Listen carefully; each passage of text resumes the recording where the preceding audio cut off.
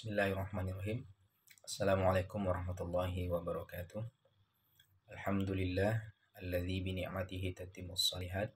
Asyhadu an la ilaha illallah wahdah la syarikalah wa asyhadu anna Muhammadan abduhu wa rasuluh sallallahu alaihi wasallam la nabiyya wa rasula ba'dah. Segala puji milik Allah. Salawat dan salam sama-sama kita mohonkan kepada Allah. Semoga senantiasa Allah limpahkan kepada Nabi kita, kepada keluarganya, para sahabatnya, dan umatnya yang senantiasa istiqomah di atas sunnah-sunnah Nabi Shallallahu Alaihi Wasallam hingga hari kiamat kelak, dan mudah-mudahan kita termasuk di dalamnya. Amin ya rabbal alamin. Baik kawan-kawan kelas psikologi politiknya.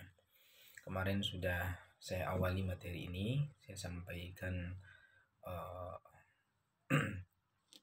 sekilas mengenai apa itu psikologi politik, kemudian bagaimana sejarah psikologi politik secara global maupun nasionalnya, dan kemudian juga sudah saya sampaikan tentang bagaimana perkembangan kajian psikologi politik ya, sejak awal munculnya di barat sana sampai lahir pula di Indonesia ya. Kemudian juga sudah saya sampaikan bagaimana urgensi dari psikologi politik ya, kenapa kita mempelajari psikologi politik. Nah, sebetulnya psikologi politik ini,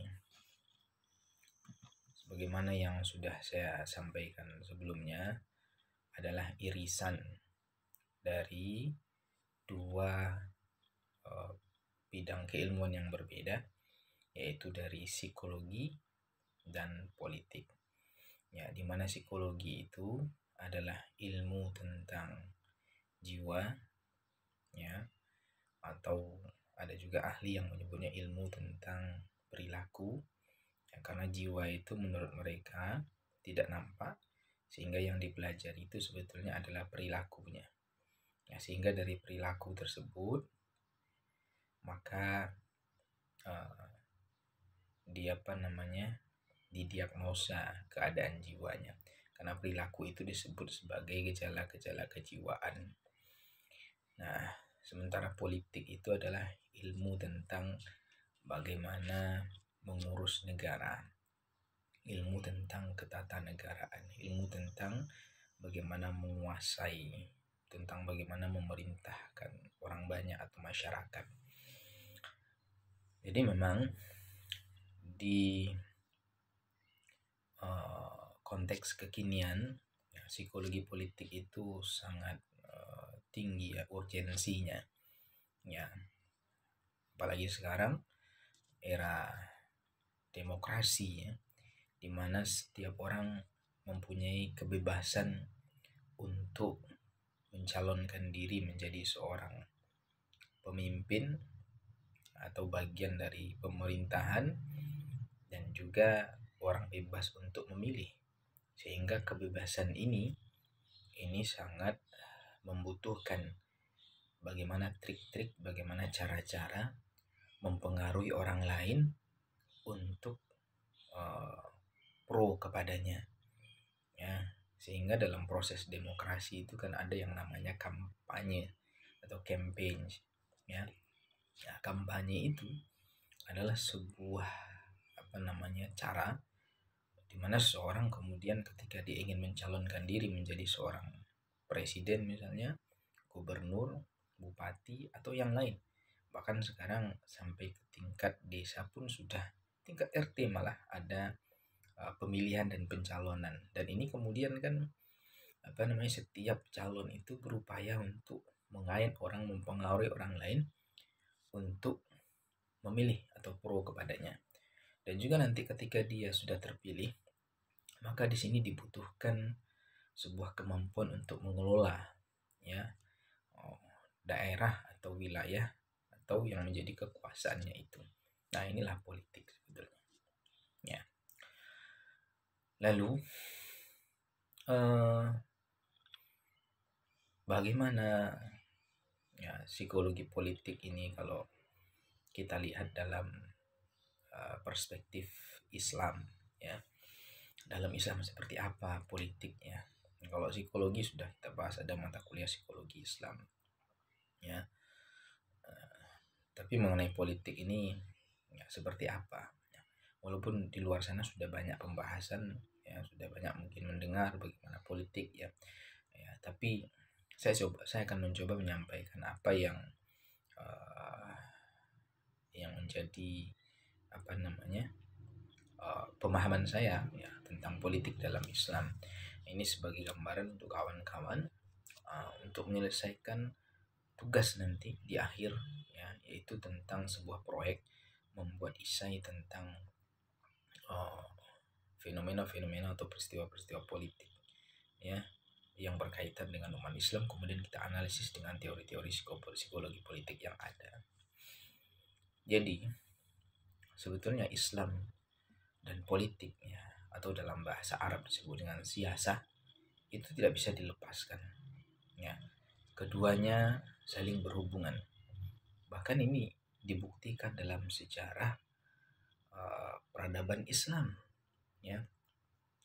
Nabi SAW, ya, ketika beliau di Mekah, ya, kemudian mendapatkan perintah dari Allah Subhanahu wa taala untuk menyampaikan risalah kerasulannya, beliau berdakwah itu juga dengan mengatur siasah, ya, mengatur strategi bagaimana kemudian dakwah ini bisa sampai kepada orang-orang Arab jahiliyah pada waktu itu, yang notabene memang kalau disampaikan tanpa siasah, ya, itu akan banyak penentangan. Bahkan dengan siasah pun, ya, dengan strategi yang dilakukan Nabi pun akhirnya juga ditentang. Bahkan orang-orang yang memeluk Islam pada waktu itu, ya, diintimidasi, ya, didiskriminasikan sedemikian rupa sehingga terjadilah proses hijrah sampai ke Habasah, ya, dan akhirnya ke Yasrib, ke Madinah. Nah, ini semua tentang siasah, tentang politik, ya. Bagaimana kemudian Nabi, walaupun di situ tidak dinyatakan, ya, secara eksplisit bahwa ini adalah politik, tidak, ya, tapi ini sudah masuk bagian dari kalau kita lihat definisi dari politik, itu bagian dari, ya, siasah, itu bagian dari politik itu, ya. Dimana Nabi kemudian menyampaikan dakwah Islam ini secara bertahap, ya, sesuai dengan petunjuk Allah kepada Nabi SAW. Ya, awalnya kepada keluarga terdekat, kemudian kepada sahabat terdekat, ya, kemudian mulai agak terang-terangan, kemudian sampai Allah perintahkan sampaikan kepada semuanya terang-terangan, ya. Nabi naik ke sebuah bukit kemudian disampaikan terang-terangan, dan betul mendapat penentangan dari, ya, Abu Lahab pada waktu itu yang mencela Nabi, sehingga turunlah ayat tabbat yada abi lahab wa tab ma aghna anhu maluhu wa ma kasab sayasla naran dzata lahab wa imra'atuhu hammalatal hatab fi jidiha hablum min masad. Lihat, ketika Nabi menyampaikan secara terang-terangan, sebetulnya siasah ini adalah petunjuk dari Allah Subhanahu wa taala. Dan itu pun mendapat penentangan, ya. Ya, karena memang begitu, ya. Seperti itu, sehingga perlu diatur siasah. Nah, ini gambaran kecil dari segmen risalah kenabian yang menunjukkan di situ bahwa memang ketika kita menyampaikan sesuatu, ketika kita ingin mengajak orang pro kepada kita, mempengaruhi orang lain untuk ikut dengan kita, ya, dengan apa yang kita sampaikan, itu perlu siasah, perlu strategi, ya, perlu politik di situ. Jadi politik itu sebetulnya bukan sebuah sesuatu yang hina, ya, bukan sesuatu yang tercela di dalam Islam. Nah, politik ini seperti pisau, ya. Ini sebuah alat yang kita gunakan untuk menyampaikan dakwah Islam, untuk mempengaruhi orang, ya, untuk ikut kepada jalannya Rasulullah SAW, ya. Nah, pisau ini kalau digunakan untuk untuk yang baik, maka hasilnya akan baik. Nah, sebaliknya kita lihat bagaimana politiknya Abu Jahal, Abu Lahab, dan kawan-kawan. Ya, itu politik yang buruk. Ya, mereka juga berpolitik. Bagaimana kemudian mereka membuat kekuatan, mengumpulkan kekuatannya untuk menentang Nabi Shallallahu Alaihi Wasallam. Dan ini siasatnya luar biasa. Ya, bahkan sampai dengan berbagai cara. Ya, diintimidasi. Ya, Nabi tidak mempan. Kemudian kalau digertak itu udah biasa ya, intimidasinya bahkan sampai ya diancam mau dibunuh ya. Kemudian pas Nabi sholat ditimpai kepalanya dengan kotoran onta dan lain-lainnya, sampai mereka membuat sebuah siasat untuk membunuh Nabi Shallallahu Alaihi Wasallam. Mereka berkumpul di sebuah rumah ya, di pinggir kota Mekah pada waktu itu. Ini sebelum terjadi peristiwa hijrah ke Yathrib, ke Madinah. Kemudian mereka di situ berkumpul ya dengan pemuda-pemuda terbaik, dengan tokoh-tokoh agama yang mereka miliki, yang mereka pada waktu itu dimana kalau tokoh ini berkata ya, maka tidak ada lagi yang akan membantah mereka. Ya seperti sekarang mungkin ya orang-orang partai ya dan lain-lain yang dihormati. Jadi mereka semua dari berbagai suku dan kabilah berkumpul ya. Kemudian mereka bersepakat ya untuk membunuh Nabi Shallallahu Alaihi Wasallam. Kesimpulan akhirnya itu ya, karena ada usulan dari iblis, laknatullah alaih, agar Nabi itu dibunuh saja, jangan dibuang ya.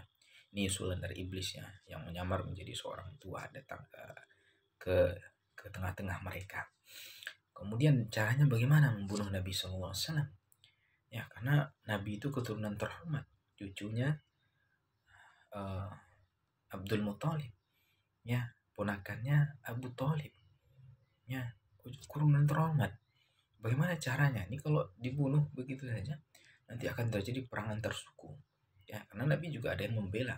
Ya, pamannya Abu Thalib sangat sayang dan membela Nabi Shallallahu Alaihi Wasallam. Ya, nah kemudian mereka bersepakat dengan usulan seorang di antara mereka bahwa yang membunuhnya adalah perwakilan dari setiap suku. Jadi setiap suku itu diambil salah seorang pemuda terbaik, terkuat, dan yang paling berani di antara mereka, yang jago memanah, jago berperang, jago berburu, jago berkelahi. Pokoknya yang paling terbaik di antara mereka. Setiap suku harus memberikan satu perwakilan untuk diutus mengepung rumah Nabi Sallallahu Alaihi Wasallam, kemudian membunuh Nabi Sallallahu Alaihi Wasallam. Ini kan siasat. Ini siasat. Ya. Ini politik mereka untuk menggulingkan pengaruh Nabi Sallallahu Alaihi Wasallam. Tidak cukup sampai di situ. Ya. Siasat mereka untuk menghambat dakwah Islam ini juga sampai dilakukan. Ya, ketika Nabi sudah berada di Madinah, ya mereka tidak tenang. Ya. Padahal Nabi sudah pergi dari Mekah, tapi mereka nggak tenang. Akhirnya mereka bersekutu dengan orang-orang yang membenci Nabi di seputaran Madinah itu. Ada orang-orang Yahudi di situ, ada orang Nasrani di situ. Mereka bekerja sama dengan orang-orang jahiliyah Quraisy Mekah untuk menyerbu Nabi sampai puncaknya pada perang Khandaq itu. Ini politik mereka, siasat mereka, bagaimana kemudian mempengaruhi orang-orang ikut kepada mereka untuk memusuhi Nabi. Begitu juga dengan Nabi Shallallahu Alaihi Wasallam. Ketika pindah hijrah ke Madinah, Nabi juga mulai di situ membangun pengaruhnya, ya, mulai membangun masyarakat di situ, masyarakat yang Islami, yang sesuai dengan petunjuk Allah dan Rasulnya, sesuai dengan petunjuk Quran dan hadis. Ya, ini merupakan sebagian segmen dari bagaimana gambaran bahwa politik itu tidak lepas dari Islam. Ya, karena selama ada kehidupan manusia, selama di situ ada kekuasaan, ada pengaruh, ada pemerintahan, maka di situ dipastikan ada politik. Ya. Lihat bagaimana ketika Piagam Madinah dan pada perjanjian-perjanjian yang lain, perjanjian Hudaibiyah misalnya, Nabi di situ berpolitik. Ya. Misalnya ketika bernegosiasi dengan musuh, Nabi mengutus orang yang pandai negosiasi, seperti Ali bin Abi Thalib yang sangat jago dalam negosiasi. Ya. Kemudian ketika keputusan itu diputuskan ya dengan kebijaksanaan Nabi, walaupun menurut pandangan orang itu merugikan, Nabi tetap setuju. Ini kan politik sebetulnya. Ya, karena di waktu itu memang umat Islam belum punya kekuatan untuk melawan, sehingga ya Nabi mengambil kebijakan ya demi keamanan itu masih Nabi terima. Tapi ketika kekuatan itu sudah kuat ya, kemudian perintah dari Allah untuk menaklukkan Mekah sudah ada, maka Nabi tanpa ampun langsung menyerang ke Mekah dan menaklukkan Mekah pada peristiwa Fathul Mekah itu. Ini semua kan politik. Jadi ya, umat Islam semestinya tidak perlu uh, alergi dengan politik ya. Alergi dengan, karena kalau kita alergi dengan politik kemudian kita tidak mau berkecimpung dengan politik ya, ini akhirnya kemudian menyebabkan negara kita ini diurus oleh orang-orang yang zalim, orang-orang yang buruk ya. Sehingga kita harus punya andil walaupun sedikit apapun itu ya, walaupun nanti tentang cara untuk menjadi pemimpin ya dengan mengajukan diri, ini nanti terjadi perdebatan di antara para ulama, karena memang ada hadisnya berkaitan dengan ini, bahwa Allah tidak akan menolong orang yang meminta jabatan. Nah, disinilah kemudian para ulama kita ya, orang-orang alim di antara kita yang mereka memahami hadis ini, kemudian mereka tidak mau ikut andil ya secara praktis ya, tapi secara sumbangsih mereka itu sangat terus mereka berikan ya, walaupun secara praktis mereka tidak ikut ya. Nah, ini gambaran bagaimana kemudian bahwa politik di dalam Islam itu bukan sebuah yang tercela, bukan sebuah yang hina ya, bukan sesuatu yang harus kita alergi kepadanya ya.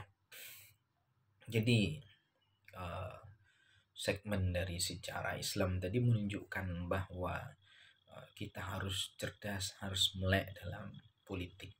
Nah, sehingga apa kaitannya dengan psikologi politik ya? Bahwa sebetulnya sejarah yang ada dalam Islam ya, tentang perkembangan Islam, tentang ketamadunan Islam, kejayaan Islam itu, tentang bagaimana umat Islam berkuasa ya, menguasai sepertiga dunia ya, mulai dari Jazirah Arab sampai ke Eropa, bahkan sampai ke Asia ya, kalau kita sampai ke Afrika ya, Spanyol dulu dikuasai Cordoba ya, ada yang diambil dari kekuasaan Romawi. Ini kan semua politik umat Islam ya, untuk menyebarkan dakwah Islam ini ya. Jadi bagaimana kalau kita lihat dalam sejarah, masa-masa ini memang dihilangkan, dianggap sejarah kelam umat manusia, tapi sebetulnya orang barat itu ingin menutup bahwa ini adalah sejarah yang paling cemerlang dalam kehidupan manusia, karena ketika itu Islam menguasai, dan ketika Islam masuk ke suatu wilayah itu bukan dengan invasi, bukan dengan kolonialisme, bukan dengan penjajahan. Jadi Islam ketika menaklukkan Eropa itu karena diundang oleh masyarakat Eropa, karena mereka sudah tidak tahan dengan kezaliman pemerintahan atau kekuasaan Romawi pada waktu itu.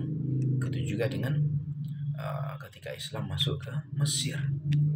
Nah, Islam masuk bukan untuk menjajah, bukan untuk invasi, tapi Islam masuk dalam Quran disebut dengan futuhat ya, futuhat ya, membuka. Apa maksudnya ini? Islam bukan menjajah, tapi membuka pintu-pintu kebaikan di negeri itu, bukan menjajahnya.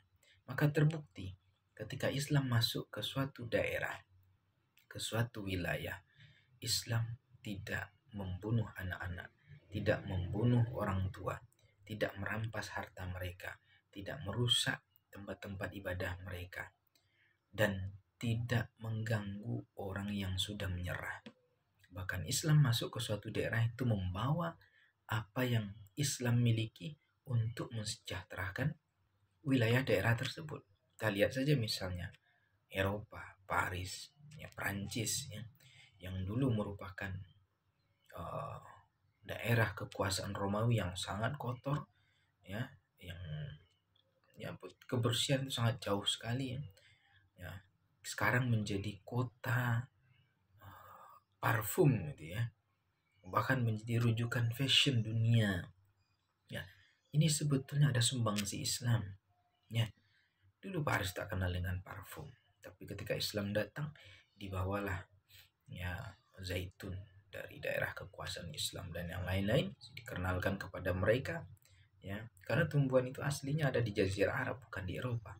Akhirnya dengan masuknya Islam, mereka punya dan akhirnya mereka kembangkan. Begitulah Islam, ya, masuk tanpa merusak.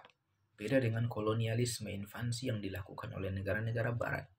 Ya, politik mereka itu politik menguasai dan uh, merampok, ya.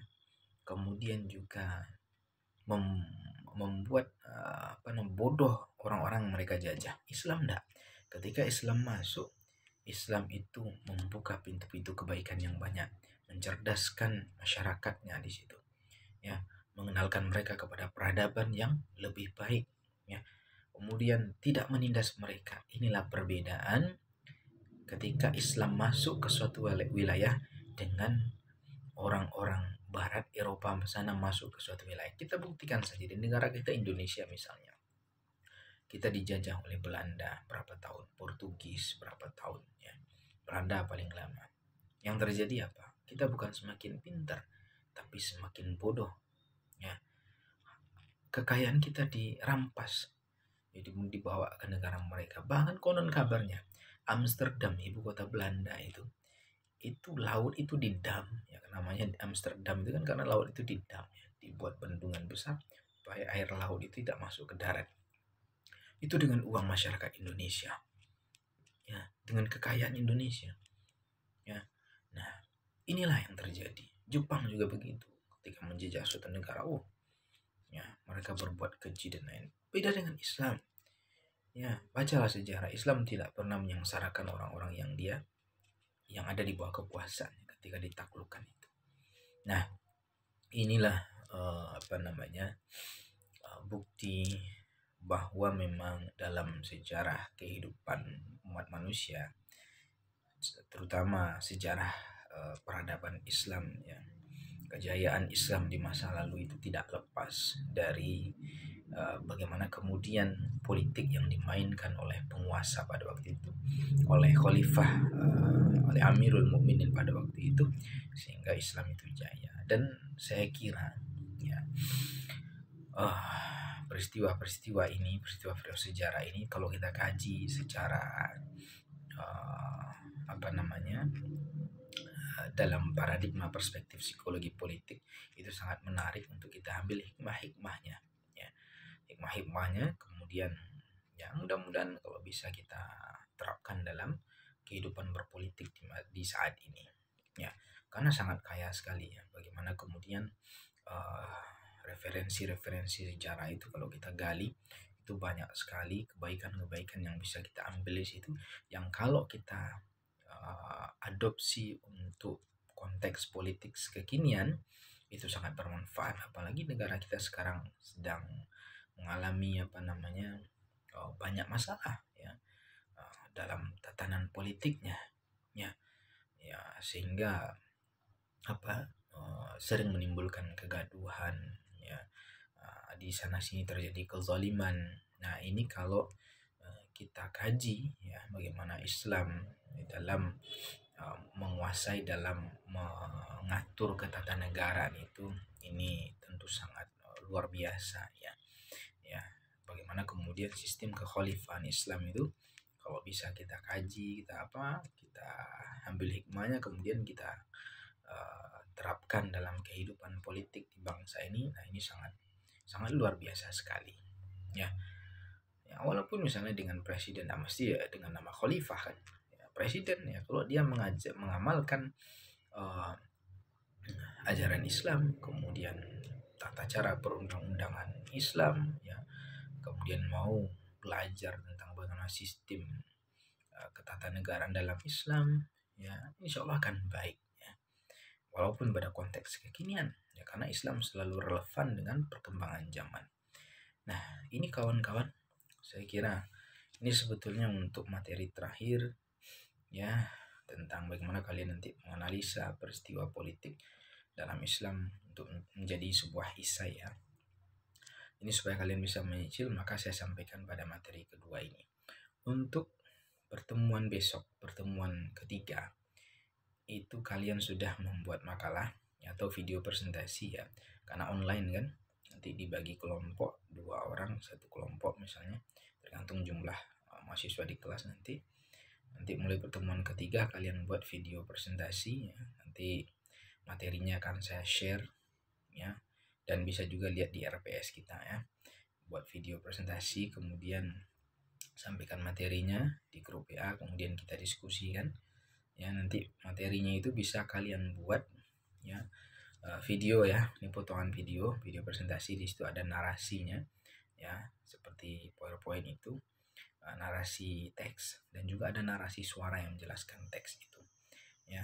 Jadi pertemuan-pertemuan sebelumnya yang bertemu dengan saya itu sudah pernah membuat video seperti itu, jadi nanti buat materi seperti itu ya, video presentasi, kemudian boleh kalian masukkan ke YouTube kalian, atau juga Google Drive. Yang nggak punya YouTube boleh ke Google Drive, nanti di situ kita lihat materinya. Setelah kita lihat, kemudian kita diskusikan bareng di grup WA ya, itu nanti akan saya review. Nah baik, saya kira untuk materi kita di pertemuan kedua ini ya, tentang bagaimana sekilas ya kita napaktilah sejarah kebudayaan Islam ya, ini sangat sedikit sekali ya, memberikan gambaran kepada kita tentang bagaimana Islam dan politik, sehingga kajian-kajian psikologi politik ini ya bisa kita ya implementasikan dalam melihat bagaimana sejarah peristiwa politik yang terjadi dalam peradaban Islam. Baik, saya kira itu saja materi kita untuk pagi ini ya. Saya minta nanti tolong ketua kelas ya, membagi kelompok ya menjadi sebanyak 12 kelompok ya, untuk 12 materi nanti ya. Satu kelompok itu bisa 2 orang ya, kalau tidak cukup nanti satu orang berarti. Kemudian dibuat video, kemudian video presentasi, kemudian nanti kita diskusikan untuk setiap pertemuannya. Saya kira itu saja ya untuk pertemuan pagi ini. Mohon maaf ya, wabillahi taufik. Semoga semua sehat, Allah jaga dari berbagai macam penyakit ya, dan yang sakit semoga Allah sembuhkan, Allah sehatkan, amin ya rabbal alamin. Subhana rabbika rabbil izzati amma yasifun, subhanakallahumma bihamdika asyhadu an la ilaha illa anta astaghfiruka wa atubu ilaik. Assalamualaikum warahmatullahi wabarakatuh.